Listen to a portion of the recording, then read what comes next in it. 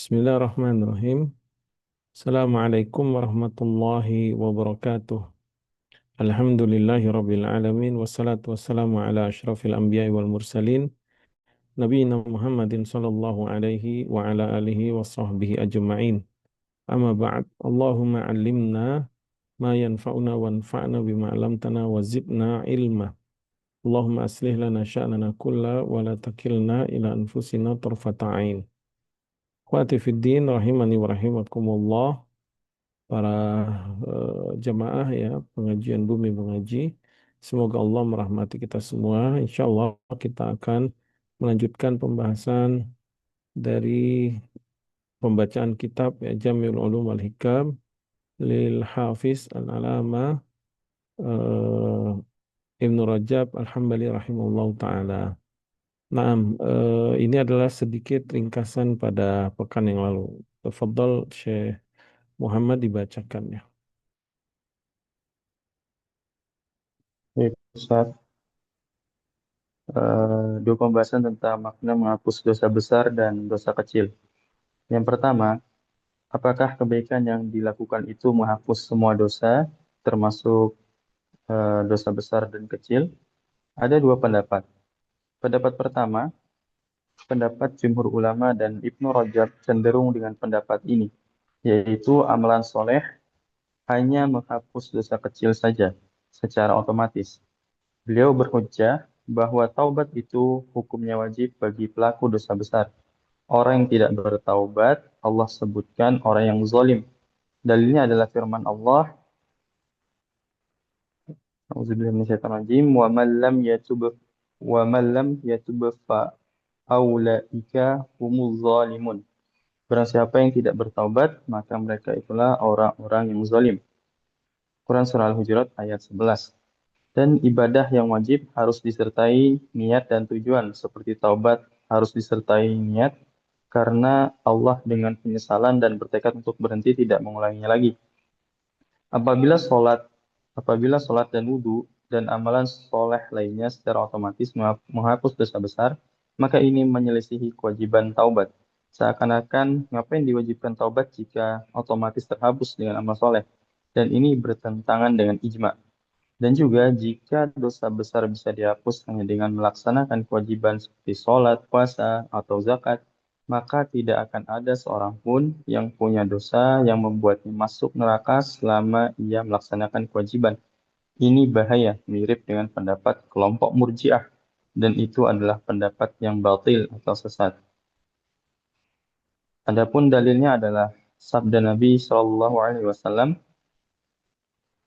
salat 5 waktu dari satu Jumat ke Jumat berikutnya, dan dari satu Ramadan ke Ramadan berikutnya dapat menghapus dosa-dosa yang terjadi di antara keduanya, selama dosa-dosa besar dijauhi. Hadis ini diriwayatkan dalam Sahih Bukhari dan Muslim.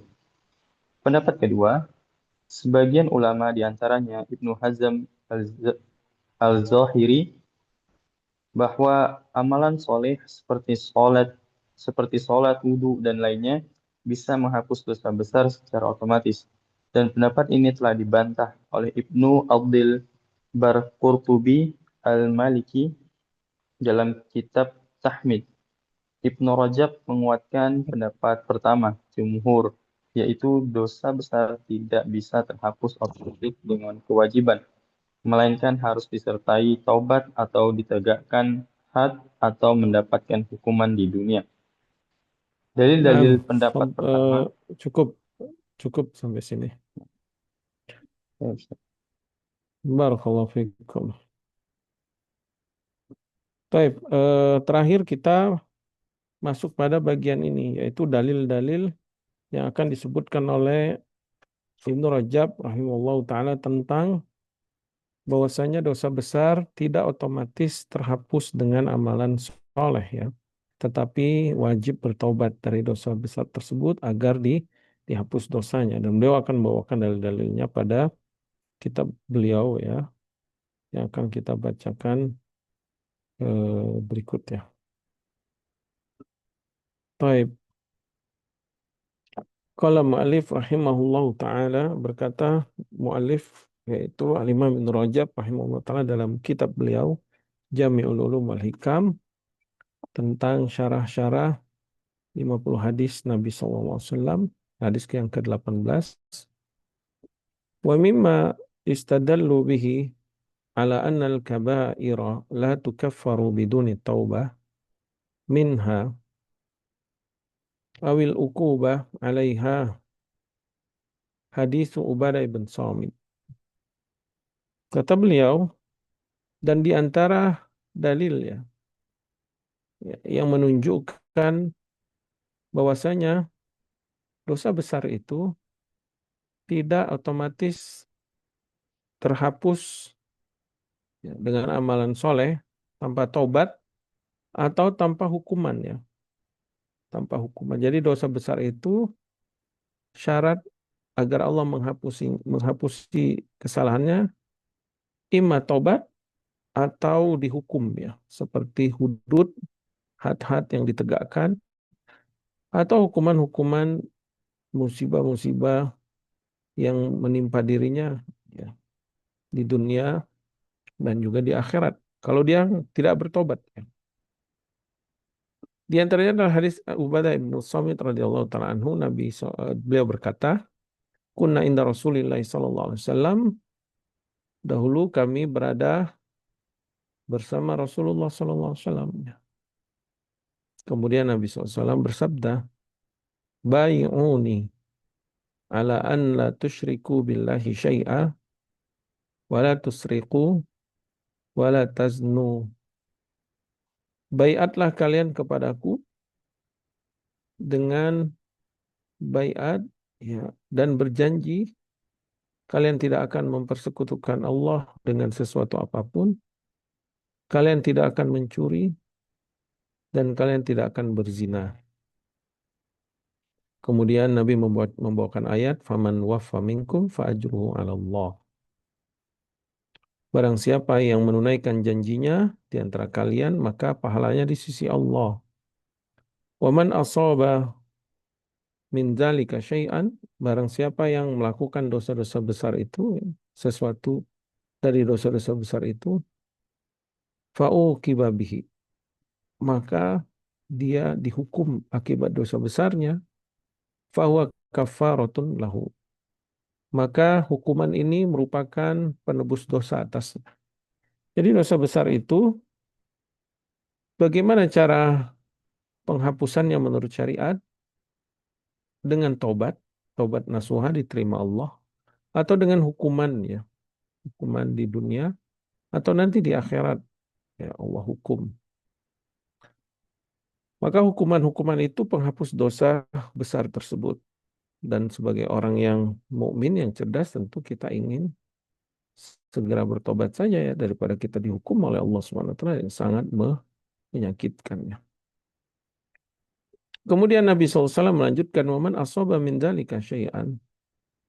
Barang siapa yang melakukan dosa besar itu, ya, sesuatu dari dosa besar tersebut, fasatarahullahu alaihi. Kemudian di dunia Allah tutup aibnya, gak ketahuan. Orang lain gak ada yang tahu dosa besar itu kecuali dia dan Allah Subhanahu wa taala. Ya. Kemudian dia pun tidak bertobat dengan tobatan nasuha. Maka kata Nabi SAW, fahuwa ilallah. Maka urusannya nanti tergantung apa yang ingin Allah berikan kepada orang tersebut. Insya'a azzabahu. Jika Allah kehendaki, Allah akan azab dia dari dosa-dosa besarnya itu ya. Wa insya'a, tapi jika Allah kehendaki, ghafaralahu, bisa jadi Allah ampuni dia. Jadi orang yang beriman, pelaku dosa besar itu masih ada kemungkinan diampuni walaupun dia tidak belum bertobat semasa hidupnya. Masih ada harapan ampunan ya. Harapan ampunan dari sisi Allah. Mungkin karena kebaikan-kebaikan yang lain. Mungkin. Wallahu ta'ala alam. Tetapi dia di bawah kehendak Allah Subhanahu wa taala, tahta masyiatillah Subhanahu wa taala. Dikeluarkan oleh Bukhari dan Muslim hadis ini ya. Kemudian wa fi riwayatin li Muslim, di dalam riwayat Imam Muslim, Nabi SAW bersabda, "Man ata minkum haddan fa uqima alaihi." Barang siapa di antara kalian yang terkena had ya, terkena had syariat ya. Kemudian ditegakkan had itu untuknya. Had itu ditegakkan untuknya seperti kisos atau berzina atau mencuri atau qazaf ya, atau had minum khamar atau had-had yang lainnya ya. Kemudian dia menyerahkan diri atau ditangkap oleh hakim dan diputuskan dengan hukum syariat, ditegakkan had-hadnya. Itu dosa besar semua kan. Lalu ditegakkan had untuknya fahuwa kafaratuhu. Maka kata Nabi SAW, had syariah itu atau hukuman berdasarkan hukuman syariat itu atas dosanya tadi, ya perbuatan dosanya itu sebagai penebus dosa dia. Jadi kalau dia sudah dihukum di dunia, maka itu adalah penebus atau kafarat atas dosa besarnya. Maka kata beliau wahada, hadis ini ya dulu ala annal hududa kafaratun, menunjukkan bahwa hukuman-hukuman ponis secara syariatnya, hudud ini artinya hukuman-hukuman ya yang ditegakkan secara syariat ya seperti membunuh dengan kisos, mencuri dengan dengan dipotong tangan, minum khamar dengan dicambuk, qazaf itu dengan dicambuk juga, kemudian berzina kalau yang sudah menikah dirajam, kalau yang belum menikah dicambuk 100 kali lalu diasingkan. Atau had-had yang lainnya kalau ditegakkan, maka hadis ini menunjukkan penegakan hukum itu merupakan penebusan dosa atas pelaku kejahatan tersebut, pelaku dosa tersebut ya. Jadi kalau ada koruptor misalkan dia dihukum di penjara di dunia itu belum ada penebusan dosa di hadapan Allah, belum ada kafarat. Kecuali kalau ditegakkan hukum syariat maka diampuni dosanya. Berkata Imam Syafi'i rahimahullah taala, lam asma' fi hadzal bab an al-hadda yakunu kaffaratan li ahlihi syai'an ahsana min hadithi Ubadata ibni Samit. Aku belum pernah mendengar hadis ya dalam masalah ini, yaitu masalah bahwa vonis hukuman syariat itu bisa menjadi penebus dosa atas pelaku kejahatannya. Yaitu aku belum pernah mendengar hadis yang lebih bagus, yang lebih ahsan, lebih baik daripada hadis ini, yaitu hadis Ubadah ibn Samit radhiyallahu taala anhu. Kemudian Imam Ibnu Rajab rahimahullah taala mengatakan wa qauluhu sallallahu alaihi wasallam fa uqiba bihi. Yang dimaksud dengan hadis Nabi, apabila dia melakukan dosa besar lalu dia dihukum Allah di dunia, dihukum Allah di dunia. Apa maksud dihukum Allah di dunia? Ya umul uqubatu syar'iyyah, maka termasuk dihukum Allah dengan hukuman syariah, ya dengan had-had tadi ya, dengan ponis-ponis yang berdasarkan hukum syariat Allah, hukum Islam. Wahyal hududul muqaddara au ghairal muqaddara, berupa ponis-ponis hukuman yang ditetapkan secara syariat yang telah ditentukan batasannya, ukurannya, atau yang tidak ditentukan secara syariat perinciannya, tapi diberikan izin bagi siapa? Bagi imam, bagi hakim, atau pemimpin kaum muslimin ya, untuk menghukumnya sesuai dengan maslahat dan mudarat ya, yang berdasarkan juga fatwa-fatwa para ulama yang membimbing pemimpin tersebut. Ta'zirat seperti hukum-hukuman ta'zir ya. Ta'zirat ta'zizat ya mungkin. Wa yashmulu al-uqubatul qadariyah. Begitu juga termasuk hukuman-hukuman yang telah Allah takdirkan untuknya, yang berkaitan dengan musibah-musibah ya. Kal masaibi wal asqam wal alam, berupa musibah-musibah dan penderitaan-penderitaan yang menyakitkannya, musibah-musibah yang menyakitkannya. Maka semua musibah-musibah yang berat ya, bersyukurlah bagi orang-orang yang beriman, itu merupakan kafarah, penghapus dosa-dosanya, termasuk dosa besar ya. Apalagi jika dia bertobat kepada Allah, ya. Maka sebelum kita dihukum Allah baik secara syariat atau secara takdir kauniyahnya, ya, maka lebih lebih baik kita bersegera bertobat kepada Allah Subhanahu wa taala dari dosa-dosa tersebut. Nastaghfirullah wa natubu ilaih. Ya Allah, kami memohon ampun atas semua dosa kami dan kami bertobat kepadamu ya Allah. Innaka antat tawwabur rahim. Wa tub alaina innaka antat tawwabur rahim. Dan terimalah tobat kami, sesungguhnya Engkau Maha menerima tobat dan Maha penyayang.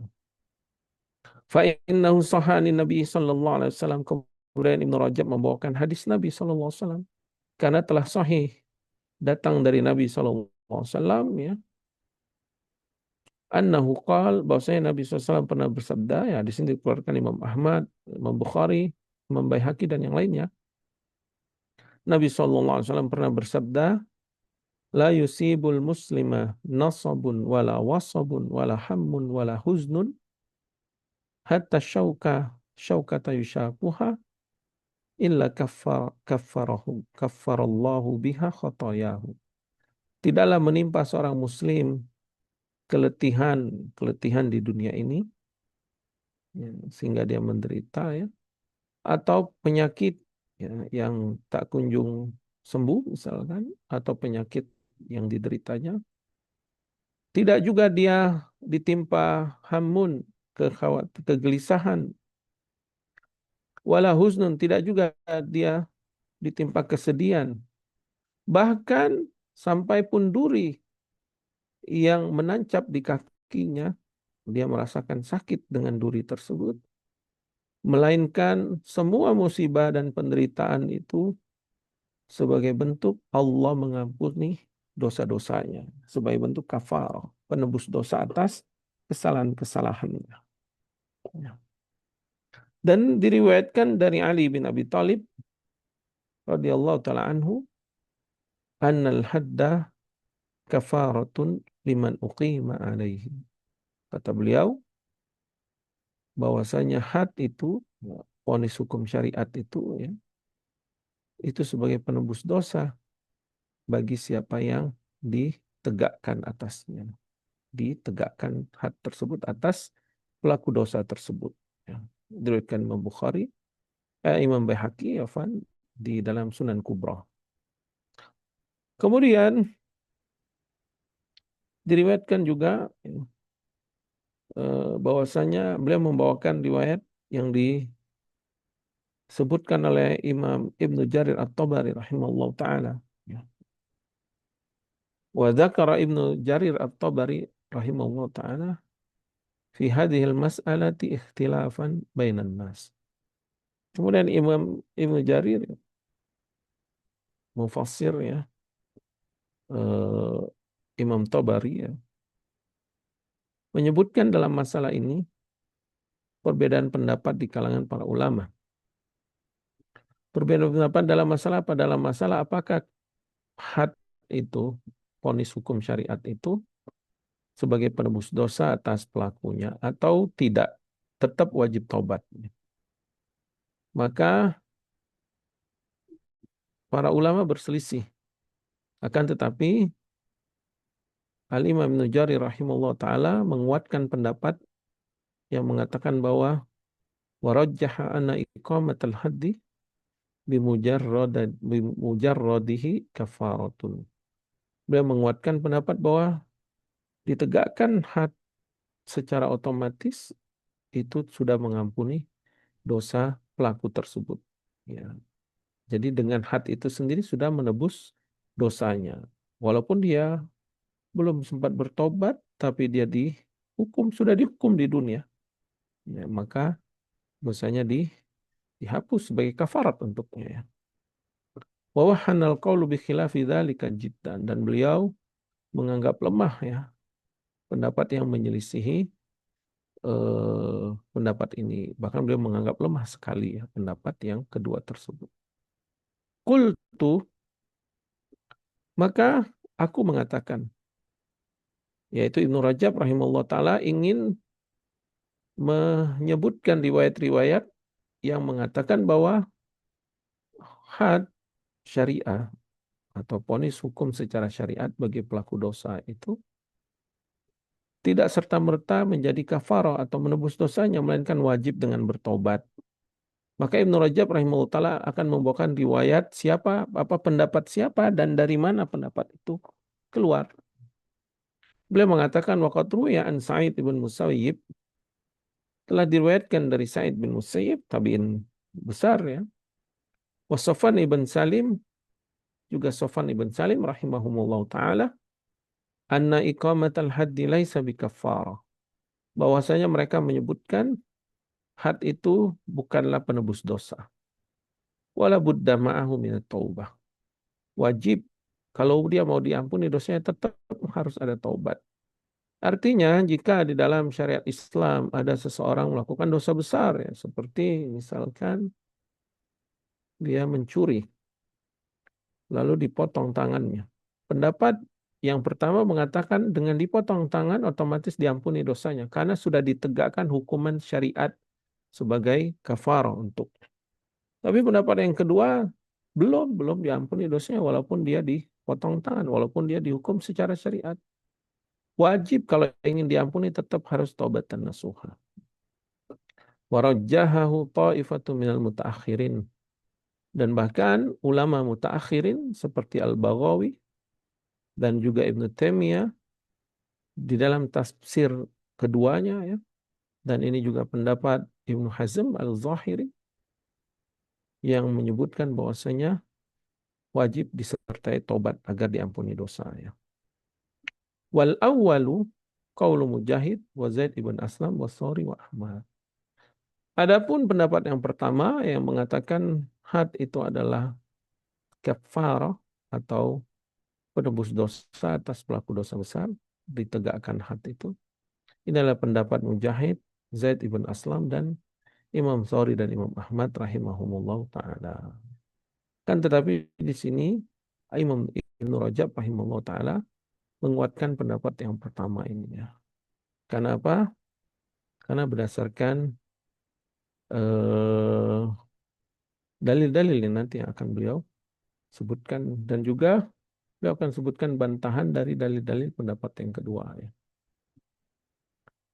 Beliau mengatakan wa amma hadis Abi Hurairah al-marfu, adapun hadis yang diriwayatkan dari Abu Hurairah secara marfu artinya sampai kepada Rasulullah SAW, yaitu sabda Nabi SAW, la adri al-hududu toharatun li ahliha amla, aku tidak mengetahui apakah vonis syariat itu sebagai pensuci dosa atas pelakunya atau tidak. Fakat maka Ibnu Rajab rahimahullah mengatakan fakat kharrajahul hakim wa ghairi. Nah, hadis ini ada dikeluarkan Imam Hakim dan yang lainnya. Akan tetapi wa'allahu Bukhari, Imam Bukhari juga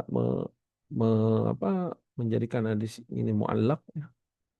Dan beliau mengatakan la yasbut, hadis ini tidak sahih ya. La yasbut artinya tidak sabit, tidak kokoh, tidak tetap, atau tidak tidak sampai derajat hadis-hadis sahih ya. Wa inna ma huwa min marasiliz zuhri. Hadis ini datang dari mursalnya hadis-hadis mursal ya, yang terputus eh, sanadnya itu yang mursal itu. Az-Zuhri, Imam Zuhri. Wa hiya dhaifah, dan hadis ini lemah. Wa ghalata Abdur Razzaq fa wasalahu, dan Imam Abdur Razzaq keliru dalam menyampaikan hadis ini ya, yang beliau menyambungkan sanadnya ya. Qala, berkata ya, waqad sahha an Nabi sallallahu alaihi wasallam annal hududa kafaratun. Ya, yang benar adalah had-had itu atau hudud-hudud itu atau ponis-ponis syariat itu ya, yang sesuai dengan syariat itu merupakan penebus dosa bagi pelaku pelaku dosa tersebut. Ya. Wa mimma yastadillu bihi man qala al-haddu laisa bikafara. Kemudian Imam Ibnu Rajab rahimahullah taala membawakan dalil dari pendapat yang kedua yang mengatakan had itu bukanlah kafarat, melainkan wajib tetap harus taubat dan nasuha. Pendapat yang kedua. Beliau bawakan dalil mereka yaitu tentang orang-orang yang muharibin, yang memerangi agama Allah ya. Allah berfirman ya, Inna apa dalam surah Al-Maidah itu ya, ayatnya panjang ayat 30 dan 34 setelah disebutkan ya eh dzalika lahum hizyun fid dunya yaitu inna yuharibuna Allah wa rasulahu wa yas'auna fil ardi fasadan ay yuqattalu aw yusallabu aw tuqatta'a aydihim wa arjuluhum min khilafin aw yunfaw minal ardi, yaitu orang-orang yang memerangi Allah dan Rasulnya atau orang-orang yang membuat kerusakan di muka bumi ya, seperti perampok atau pembegal. Eh, Sesungguhnya apa?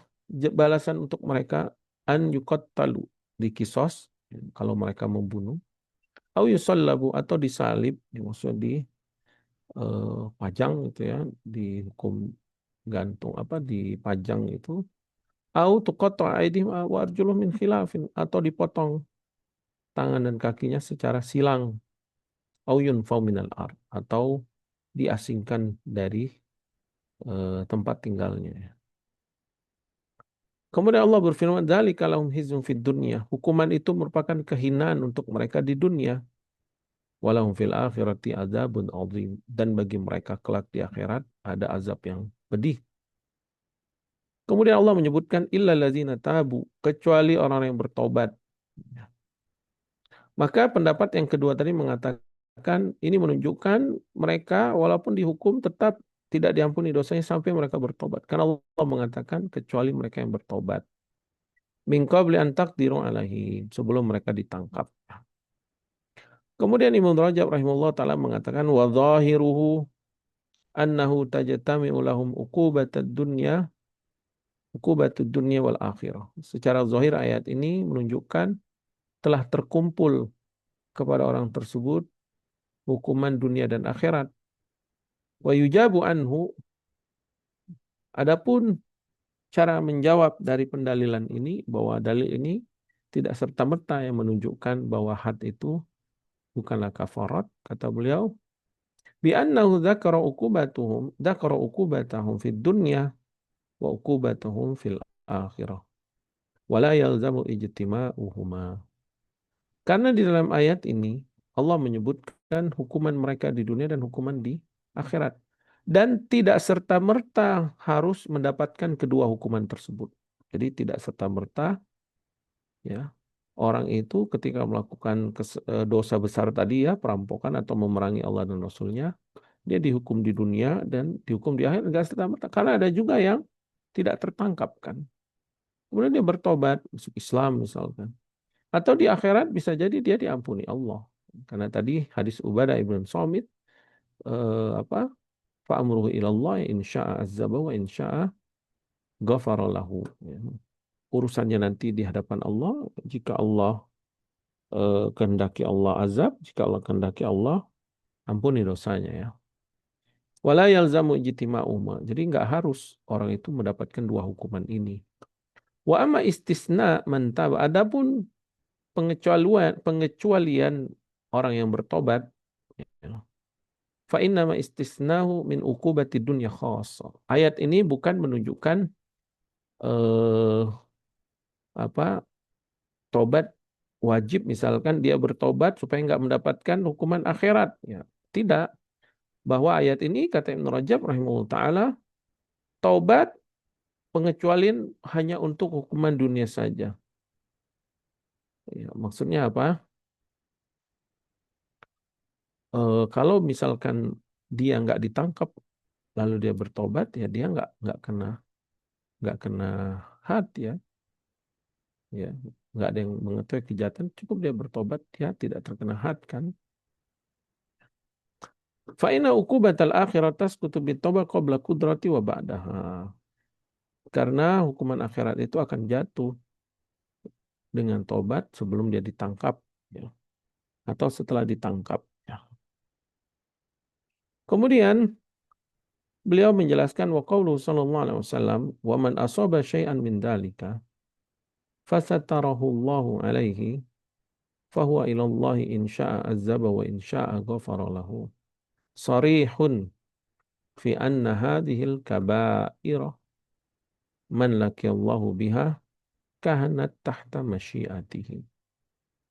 Sabda Rasulullah SAW, ya, barang siapa yang melakukan sesuatu dari dosa besar tersebut, kalau Allah tutupi dosanya, nggak ada yang tahu dosanya. Allah tutupi, ya. Maka urusannya, dan dia belum bertobat dan nasuha, ya. Maka urusannya nanti kembali kepada Allah. Jika Allah kehendaki Allah mengazabnya, jika Allah kehendaki Allah akan mengampunkannya. Hadis ini secara jelas, ya, Nabi SAW menjelaskan bahwa dosa besar, pelaku dosa besar, ketika dia nanti bertemu Allah di akhirat, maka keputusannya di bawah kehendak Allah Subhanahu wa taala. Wa hadza yadullu anna iqamatal faraid la tukaffirha wa la tamhuha. Hadis ini juga menunjukkan bahwasanya melaksanakan yang wajib-wajib, ya, melaksanakan yang wajib-wajib seperti sholat, puasa, zakat dan yang lainnya tidak akan bisa otomatis mengampuni dosa besar dan menghapusnya. Karena pelaku dosa besar dalam hadis ini ditunjukkan bahwa dia di bawah kehendak Allah. Fa inna umumal muslimina yuhafidun alal faraid. Karena kebanyakan kaum muslimin memang menjaga yang wajib-wajib. La siyama man baya'ahumun Nabi sallallahu alaihi wasallam. Apalagi para sahabat yang mereka membaiat Rasulullah sallallahu alaihi wasallam. Wa kharaja min dzalika man Allah wa qad taba minha. Adapun orang yang bertobat tentu tidak masuk pada hadis ini, ya. Kenapa? Karena ada an-nusus ad-dalati minal kitab wa sunnah ala anna man taba ilallah taballahu alaihi wa ghafara lahu. Karena dalil-dalil menunjukkan di dalam Al-Quran dan Sunnah, dan sudah kita bacakan, ya, banyak dalil-dalilnya bahwa siapa yang bertobat kepada Allah sebelum dia meninggal, maka Allah menerima tobatnya, Allah mengampuni dosanya. Fabaqiya man lam yatub dakhilan tahtal masyiah. Maka di sini menunjukkan orang-orang yang belum bertobat, maka di akhirat nanti dia dibawa kehendak Allah Subhanahu wa taala. Nafa'ana Allah bima 'allamana wa zadana ilman wa taufiqan wa an yuslih lana sya'nana kullahu wa hadana ila siratal mustaqima. Allahumma inna nas'aluka ilman nafi'a wa rizqan thayyiban wa 'amalan mutaqabbala. Allahumma aslih lana dinana alladhi huwa ismatu amrina wa aslih lana dunyana allati fiha ma'ashuna wa aslih lana akhiratana allati ilaiha ma'aduna wa ja'alil hayata ziyadatan lana fi kulli khair wal mauta rahatan lana min kulli syarr. Rabbana atina fid dunya hasanah wa fil akhirati hasanah wa qina adzaban nar. Wa sallallahu ala nabiyyina Muhammadin wa ala alihi washabbihi wasallam wa akhiru da'wana alhamdulillahi rabbil alamin. Subhanakallahumma wa bihamdika asyhadu an la ilaha illa anta astaghfiruka wa atubu ilaik. Assalamualaikum warahmatullahi wabarakatuh. Naam, tafadhal Syekh Muhammad. Baik, syukuran Ustaz atas penyampaian materinya. Kita masuk sesi tanya jawab, Ustaz. Naam, tafadhal. Baik. Kami persilakan kepada jamaah yang hendak bertanya bisa bertanya secara langsung, ya, dengan raise hand terlebih dahulu, atau bisa menuliskan pertanyaannya di kolom chat. Dan bagi yang hendak eh, hendak pertanyaan bersifat privasi nanti bisa langsung dikirimkan kepada MC. Baik, kami persilakan yang sudah raise hand kepada Ummu Anwar bisa bertanya kepada Ustaz. Iya, jazakumullahu khairan, host. Alhamdulillah, jazakumullahu khairan Ustadz atas materinya. Pembahasan terakhir yang Ustadz sampaikan tentang dosa besar, apakah kita bisa mengucapkan atau mengatakan seperti ini Ustadz? Dosa besar kita bertaubat baru bisa diampuni oleh Allah Subhanahu wa taala. Tetapi di sisi lain juga kita nggak boleh kepedean bahwa taubat kita diterima. karena seperti yang Ustadz jelaskan itu nanti tergantung kepada Allah Subhanahu wa Ta'ala. Tetapi di sisi lain, kita juga harus bersemangat dengan selalu berharap bahwa Allah benar-benar menerima taubat kita.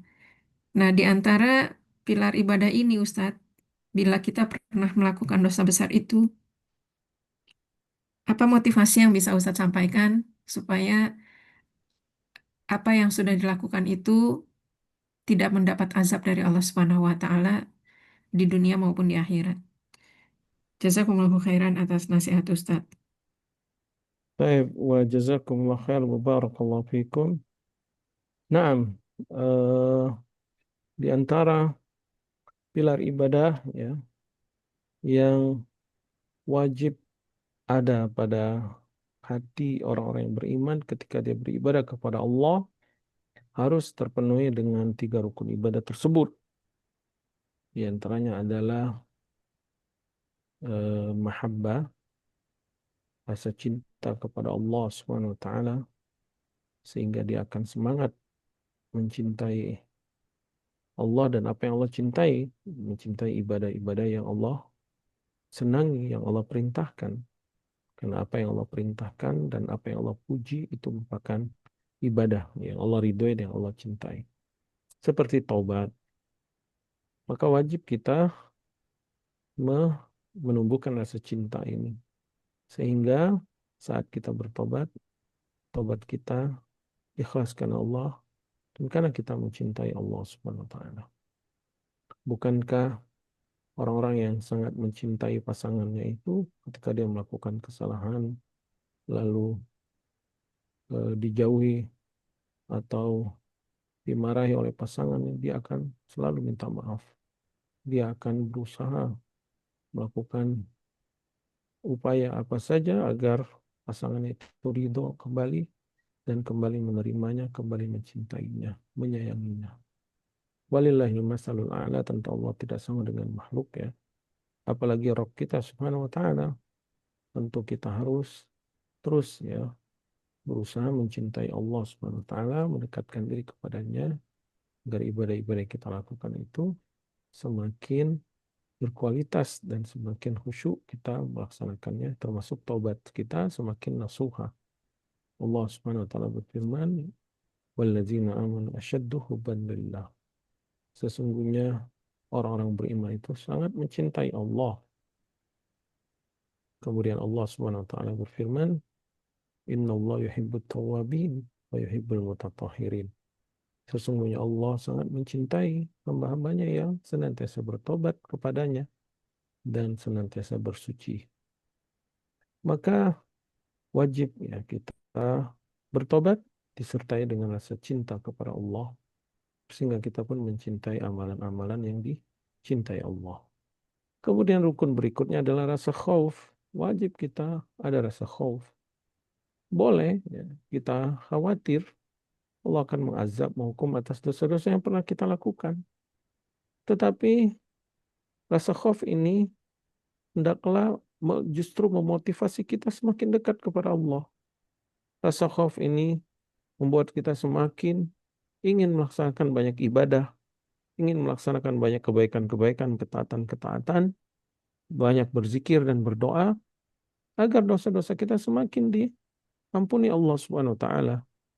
Rasa khauf ini menjadikan kita, memotivasi kita semakin ingin banyak mencari amalan-amalan yang amalan tersebut sebagai penebus dosa ya.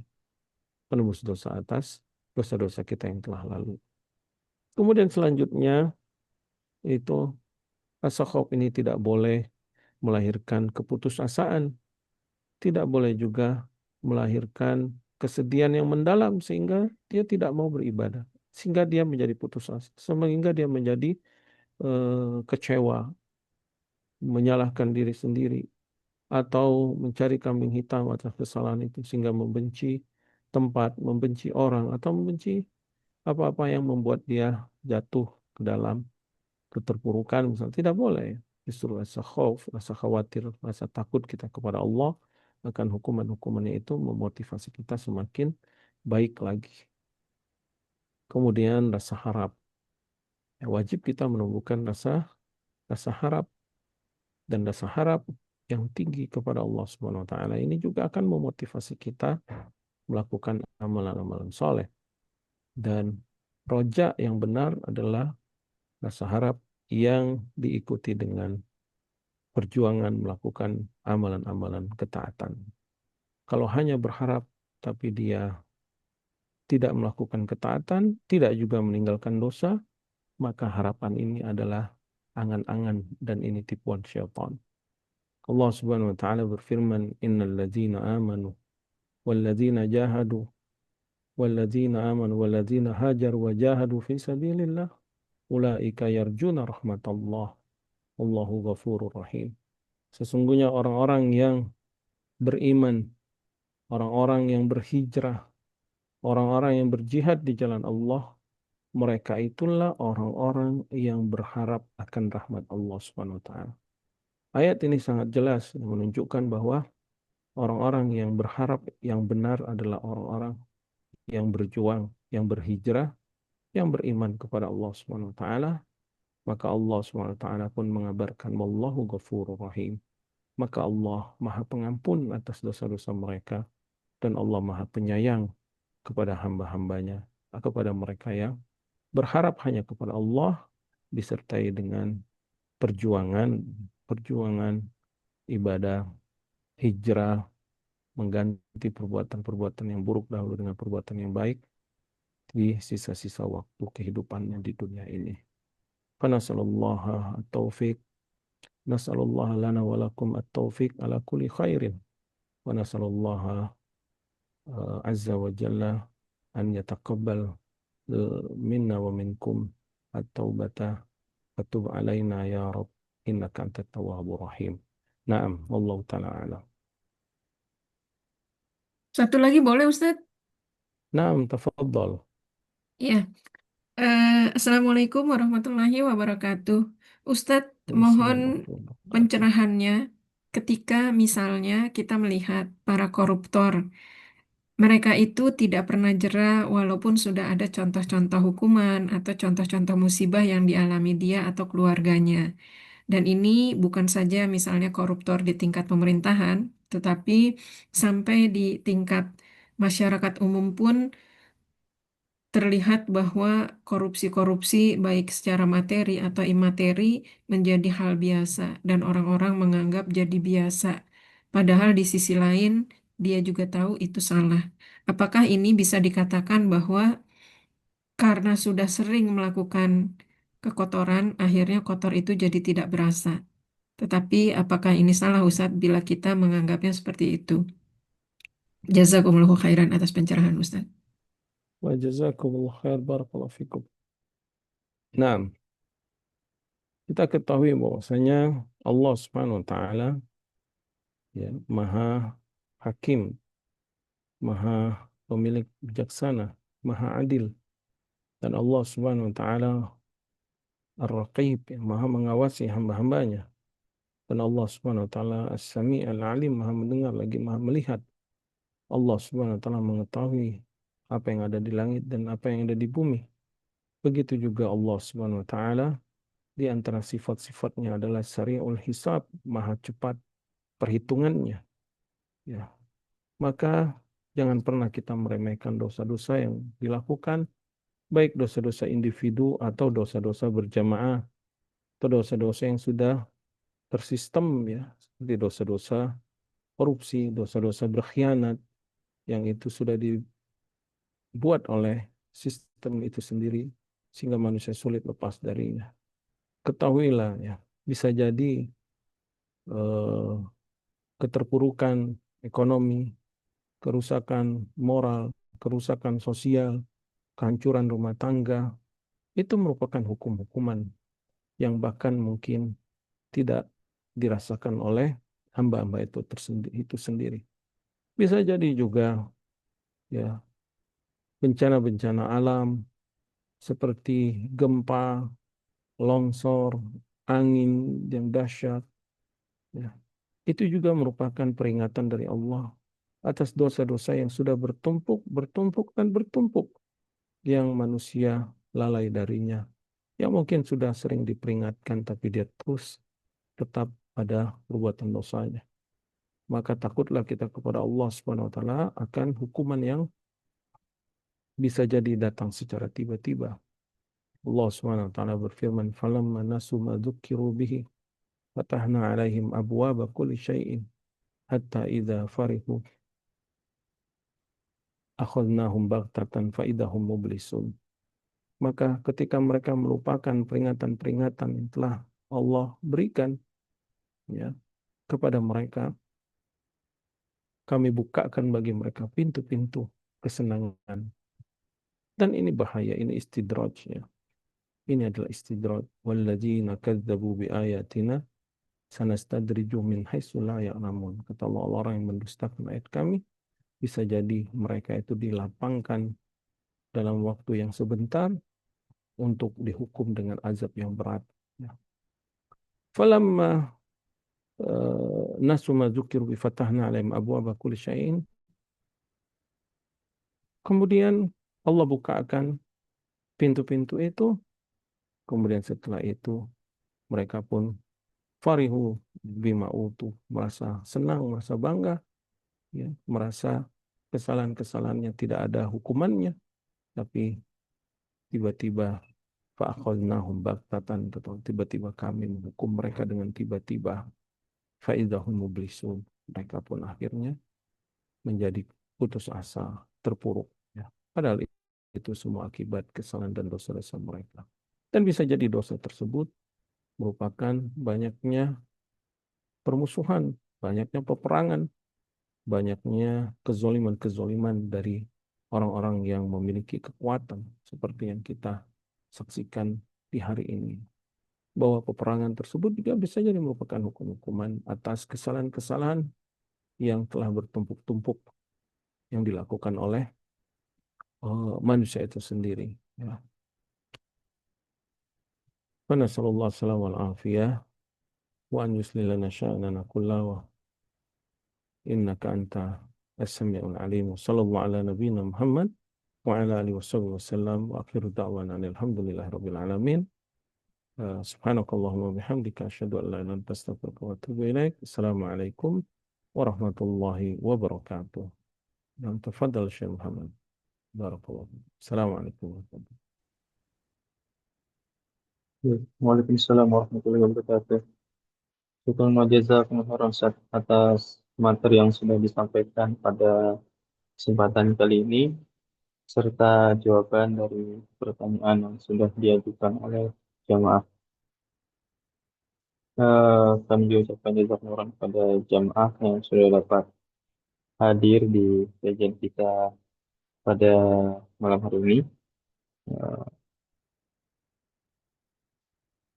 Semoga apa yang sudah saya sampaikan kepada kita tadi bisa menambahkan keimanan dan ketakwaan kita pada Allah serta menambah hazanah keimanan kita sehingga apa yang kita tulis, faedah yang kita dapatkan bisa kita amalkan dalam kehidupan sehari-hari dan kita bagikan pada orang di sekitar kita. Baik, mari kita tutup kajian kita pada malam hari ini dengan doa kafaratul majelis.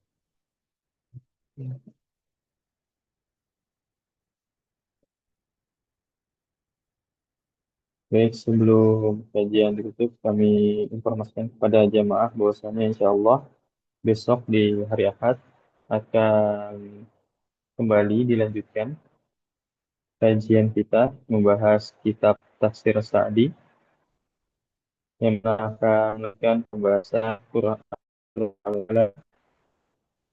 dari Guru dan diisi oleh beliau guru kita Ustaz Jar Sabal LC MPD Allah Ta'ala.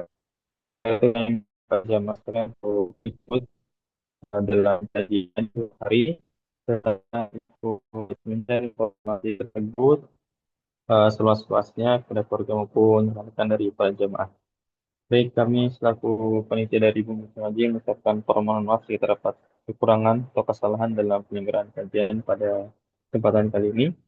Kami pamit undur diri. Wassalamualaikum warahmatullahi wabarakatuh.